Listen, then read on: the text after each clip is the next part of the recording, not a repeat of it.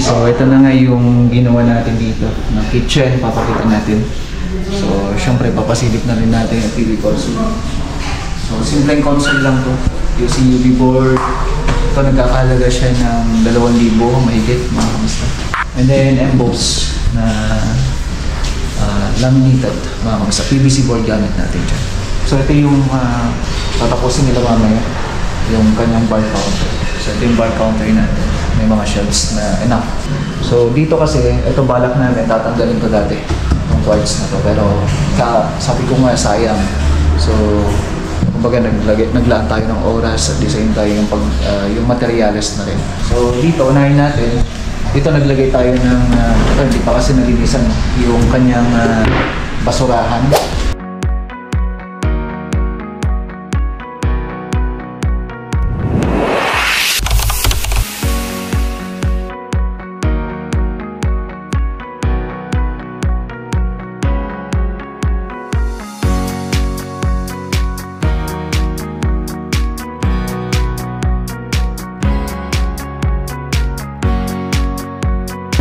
Kain muna tayo.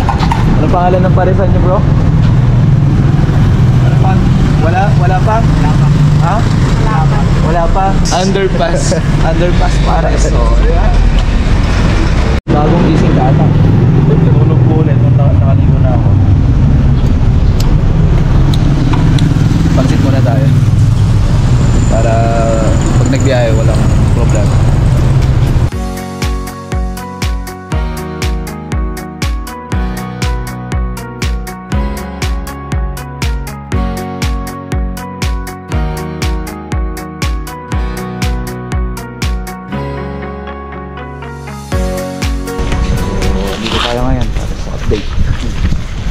Ito nga, gagawin sana natin tong labas, pipinturahan sana, so maulan, pero hopefully umaraw mamaya para makapag first spot tayo.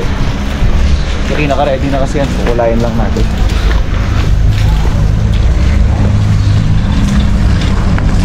Ayan. Para sa pintuan, hindi madugo-dugo kasi ito ang klase ng pintuan. Ito, laga. Parang nilaga, no? Pero ang hirap nila ginawa to.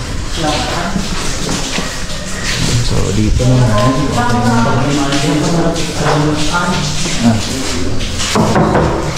Lata to eh. Galing talaga ng Keljong. Keljong! Bakit pati yung hawakan naging kahoy? Ha?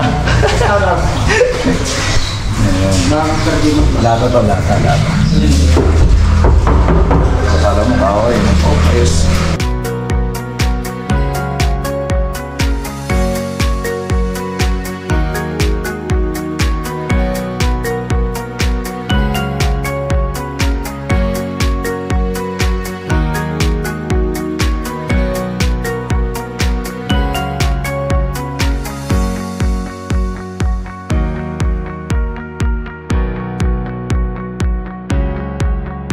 Okay, so ito na nga yung ginawa natin dito na kitchen, papakita natin. So, syempre papasilip na rin natin yung TV console. So, simpleng console lang to. Using UV board. Ito nagkakalaga siya ng 2,000 mahigit, mga kamusta. Sorry, marble o kaya naman gold. Ayan, medyo mataas ang presyo. Ang set pa ng 4-in-1. Ang saan nasa 600 lang isang piraso na ito, 600 patas. 4-in-1 na kung saan yung tinatawag natin na red oak. And then emboss na laminated, mga kamusta. PVC board gamit natin dyan. Then dito naman, so ito yung tatapusin nila mamaya, yung kanyang bar counter. So ito yung bar counter natin. May mga shelves na enough para dun sa ating mga alak. Alak o kung ano man, no? So, eto na yung kitchen natin.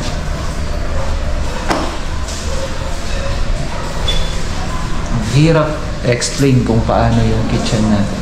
So, napakaganda yan. Lalo na ngayon, ilagay na yung backsplash. So, ang lalagay na lang namin dito yung grout na lang niya. So, may mga kailangan na kasi akong aprobahan. Kaya yan, hindi pa nila gaano pinalish. Pero ito, papalagyan ko ng black lining hanggang doon, pati yung sa ilalim. So, So may black lining tayo. Bakit nga ba may black lining? Dahil dito. So kailangan ko ng continuity. So dito kasi, ito balak namin, tatanggalin ko dati itong quartz na to. Pero sabi ko nga, sayang. So kumbaga naglaan tayo ng oras at the same time yung materials na rin. Naawa rin kasi ako sa kliyente gawa ng ito, pinurchase niya to nung hindi pa natapos tong bahay niya. Kumbaga tinatayo pa lang, binili niya to. So ibig sabihin matagal-tagal na ho yun. Ngayon, para hindi siya sayang ako, gagamitin na lang natin. And then, para at least ma-meet natin yung mapalabas natin yung ganda, naglagay tayo ng wood grain dito, pero hindi siya totally wood grain. So wood accent siya na embossed na uri ng laminated.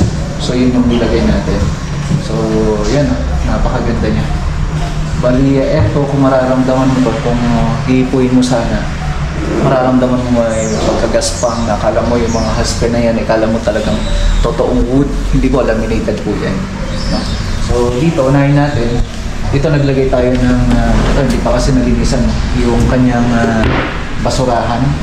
Tapos, syempre, ito storage sa ilalim niya. Itong sink natin. Then, ito storage din to. Cutlery tray.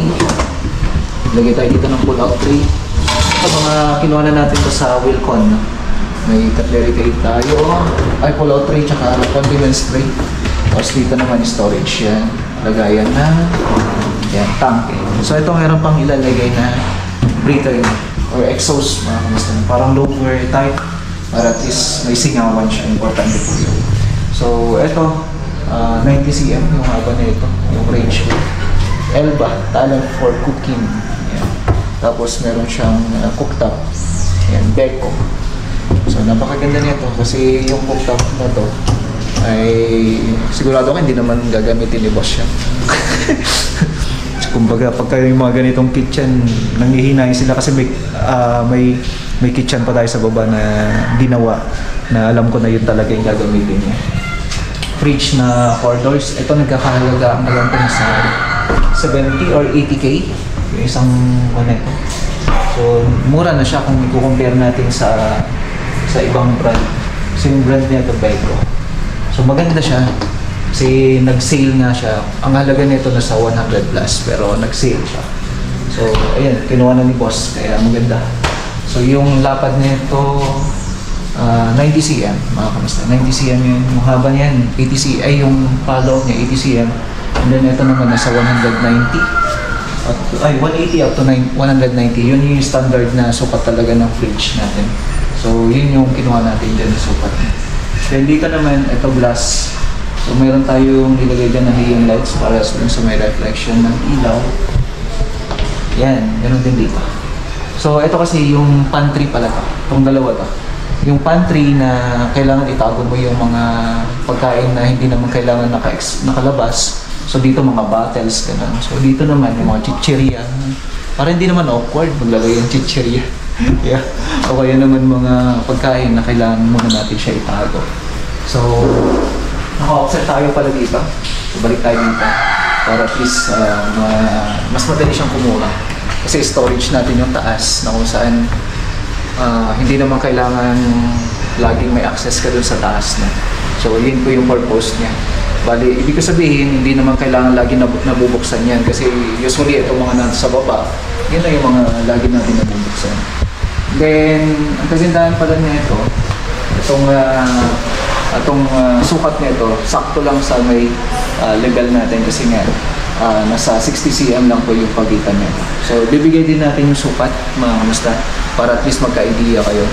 So, itong sukat natin dito nasa 85 up to 87 cm. So, minsan umaabot kami ng 90 cm pero ngayon ang ginawa natin ay standard natin siya ng 85 to 87 cm kasi yung height naman natin, consider natin yung importante po yan. Siyempre, yung mga gagamit. No? So, hindi lamang po sa kliyente natin, kundi lahat na rin po. Kagaya natin, Pinoy tayo kaya expect natin yan.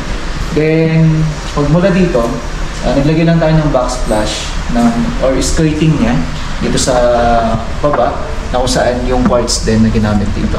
So, 10 cm, then naglagay tayo dito yung backsplash niya na halos ito nag-less na lang tayo kasi standard natin dito ay 60 cm, so ibig sabihin nasa 50 na lang to. So naglagay lang tayo ng skirting para continuity na to. So possible din naman, pwede rin naman yan na diretso kung sakali yung backsplash natin. So yun po yung laki niya. So height, yung height niya. So ito naman 60 cm. Standard 60 cm. Kasi ang kinukuha namin sa ilalim nasa 58 and then 57 cm lang. Yun lang yung ginagawa namin. So sink natin syempre nasa may bintana. Always naglalagay ako ng bintana sa tapat ng sink. So yun yung kino-consider ko lagi para mas madaling maghugas. Yun, no? And then dito naman pansin niyo po yan, ito na yung magiging dining area na rin natin. So, nakita niyo sa may engineer yan. Engineer yan. Then, yung ceiling natin, tingnan niyo yung ceiling.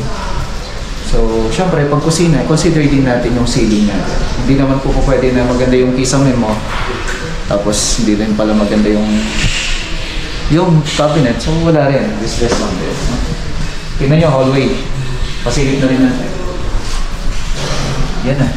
So, pakilala natin yung mga fabricator natin.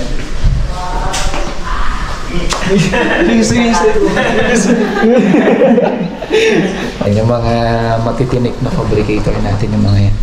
Kaya, kudos sa tropa. So, hopefully nagustuhan nyo yung kusina natin dito. And then, syempre, ibibigay ko na rin yung ibang updates dito sa project natin na ginagawa. Para minsanin yung update mga kamusta na.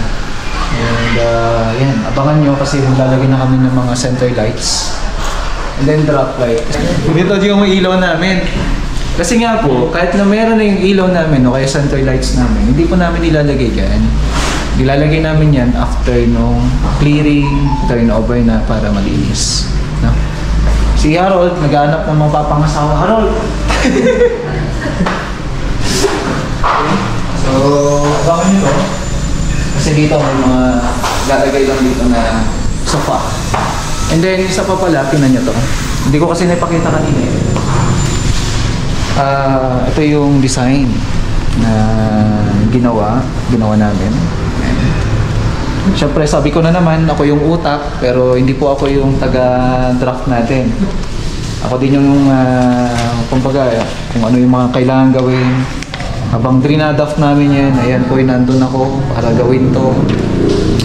Yung mga bashers natin. Ayan, so ito. Ayan. Hindi kasi malinaw dito eh. Nasa tab, mas malinaw. Kasi ginawang background kulay black. Kasi so abangan nyo to. Kasi ito yung gagawin namin. Kung maganda-ganda nga lang sana yung panahon eh. Ayos na sana. Tatapos na yung labas. Pero ika nga, ganun talaga. So, sitwasyon yan. Kumbaga, tanggap na yun. Okay? So, bigyan ko kayo ng update dito sa ibang gawain natin.